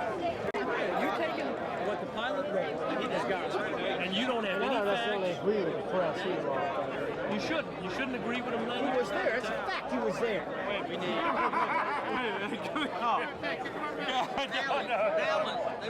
When you guys are now, is this politics all over, or is it just in Virginia? They got Randy on tape. Oh, well, we're off to Idaho next year. Yeah, I was going to say. Well, we were cussing a lot. I mean, y'all don't need that. Small potatoes, no problem. No. On PBS, it's fine. I know that. Politics in Virginia be small potatoes compared to politics in, let's say, New Hampshire or good old Politics Alabama. in Virginia are quite boring, in all honesty, because Democrats are Republicans, and Republicans are just a little further right. That's just the way it is in Virginia. Good old. Turn that thing off. A little further. No, it is. It's good old Virginia gentleman politics is what it is. Nobody is ever liberal in Virginia. That's the bottom line, and will not get elected if they are. Except what other state could have? What other state could have Pat Robertson and Jerry Falwell in it? I mean, you got to be a conservative state to have. We're the hotbed of republicanism, no question. No question.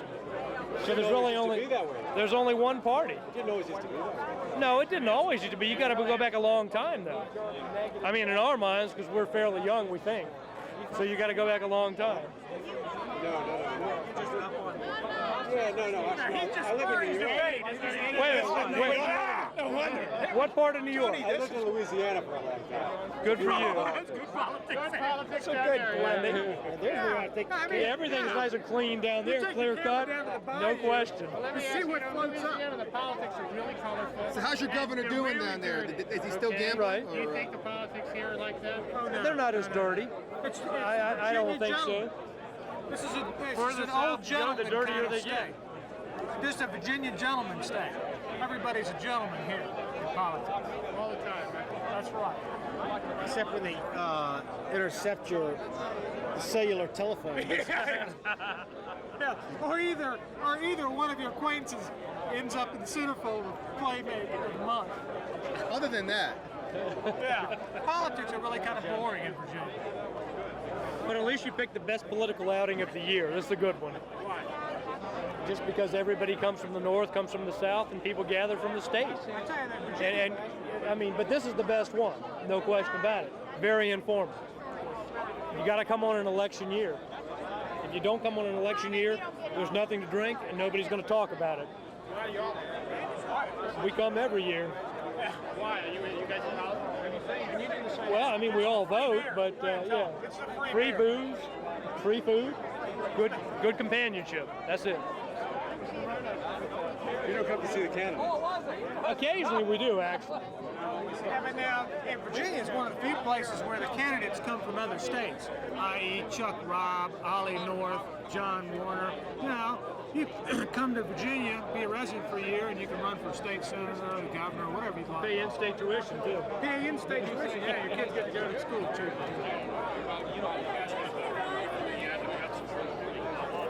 No. I am, yeah.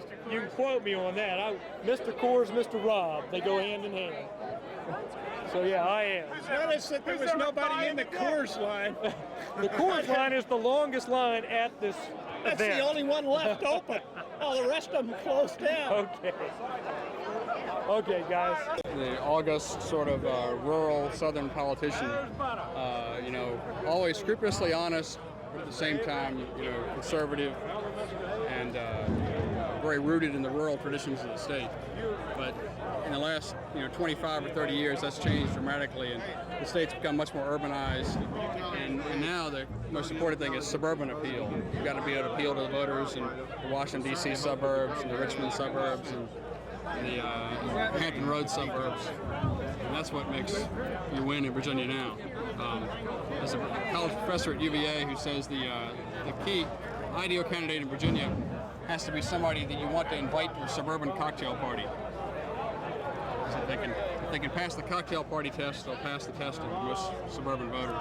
And really now, Virginia's not all that different than most states, certainly in the southeast and around most of the rest of the country now. It's a suburban sort of homogenized electorate, and candidates that appeal to people on television and through those sort of cool mediums like television, radio that are what get you elected. So coming to a place like this is sort of less and less important? Right, exactly. It's all TV and radio and polling and all that sort of stuff. I mean, it still has importance, and in the rural areas of the state it's important for candidates to come to these elections, but the percentage of voters in the rural areas drops every year. The urban corridor, which is Tidewater, Richmond, Northern Virginia, becomes increasingly important. See, an event like today just reminds us what politics is all about. This just brings you back to its truest form. Yeah. This is what it was 30 years ago, and a stump speech was much more important. Before television, you want somebody to excite a crowd and get everybody fired up and ready to go out and vote against the other party. And when people are at home when they're watching their TVs after dinner at night, that they want somebody who comes off as cool and reserved and professional. That's what impresses them, not a firebrand who will stir up the crowd. And that is something that's sort of missed in politics today, is you don't get really great public speakers anymore, people who can really move a crowd to action. And the irony is the only person here that seems to have that kind of magnetism here was Oliver North, because you see large crowds of people hanging around him and asking for his autograph, and I mean, it's to me it's sort of scary, but. Well, the character of American politics may change, but this got to stay the same. I mean, people come here for 40 plus years, and there's got to be something to it, they want to interact with them no matter what. I mean, that personal contact and the one-on-one communication, or the opportunity to be there and just experience it. I mean, modernizing campaigns is fine, but when you really look at it in its truest form, it all resorts back to this. This is what people want. This is what they long for. You can have all the polling and all the research and all the TV ads and everything else, but I really think this is the truest form. This is its truest form. But then again, just because people are hanging around somebody like Ollie North because of his infamy, whether it be good or bad, doesn't necessarily mean that he's going to be pulling in a lot of support from a function like this. People may want to hear what he has to say, but people are going to have like basic beliefs that they're going to fall back on whether or not somebody is famous.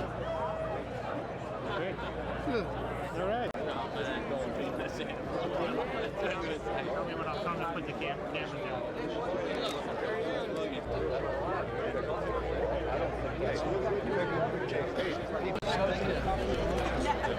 You can have another one. I mean, you may have to change the one. You seen it? Yes, yeah, that's why we brought you one today. That's all right. Thank you. Thank you. These guys from PBS playing here that said hi. As easy student here today. Try that again. Let me see if I can get that line. Hi, I'm Ollie North, and I'm running for the United States Senate for the people of Virginia. Thanks. Mr. North. Yeah.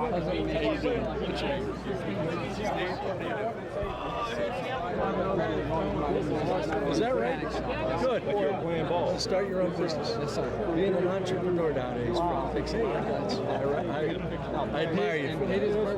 Good. Politicians playing hats. Amen, brother. Couldn't be happy.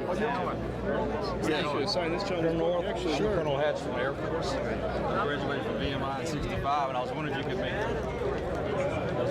I've got a pen. If you could personalize this for me. What's the first name? Everett. E-V-E-R-E-T-T-E. E-V-E-R-E-T-T-E.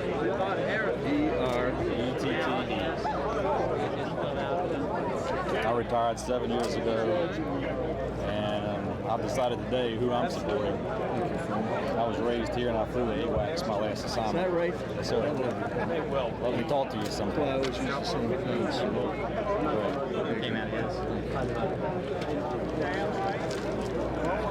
There you go, pal. Yes, sir. Thank you very much. Thanks. Sorry. I'm Howard. I can run like hell. So a lot of people like to hear what he has to say. All right. Without Right there. How are you? Wait, look, hold on. Get over there and see what he has to say. You got it. There's a certain symbology in this. Thank you. Nice to see you again. Thanks. That's our home. Do you remember where in the Hillfreds is?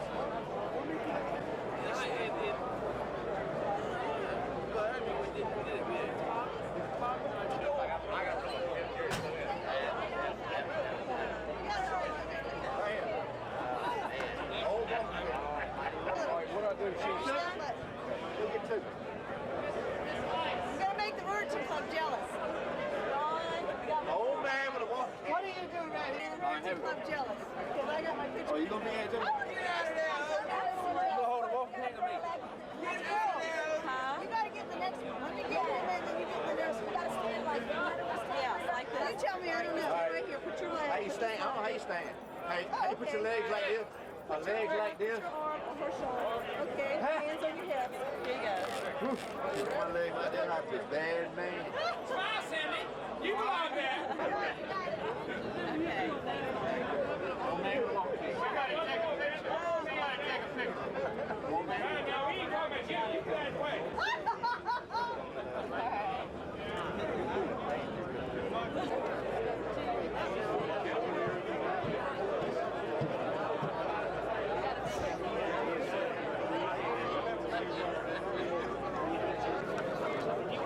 Look out, Barbara's there.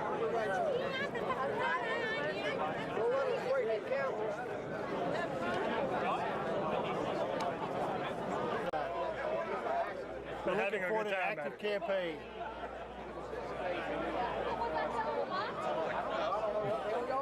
All collectors or what? Absolutely. Yes. I do collect them at home. And our wives go crazy. There's got an attic full of them.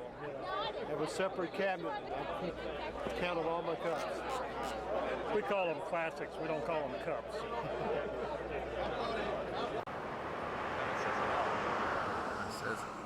We ever use this?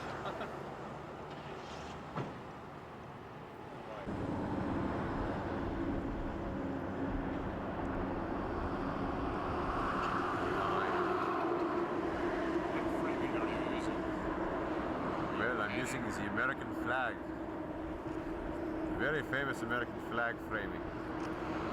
It flows in the breeze. Tell me, as we welcome to Wakefield closer.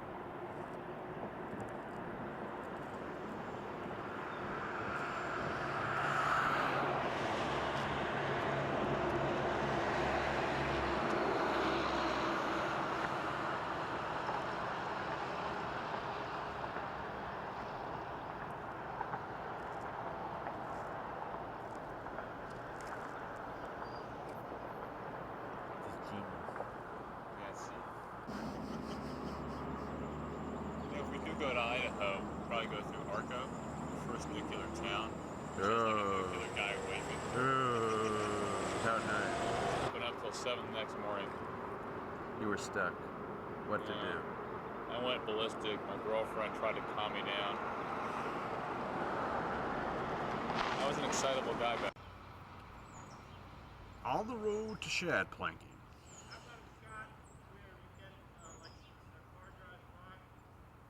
Yeah, that'll be exciting.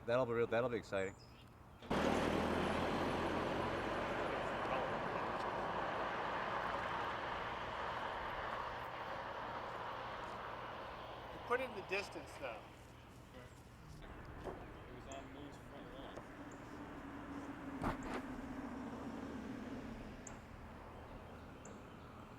Is this a good location for it, Louis? Yeah, that's fine. Can I stand here with it? No.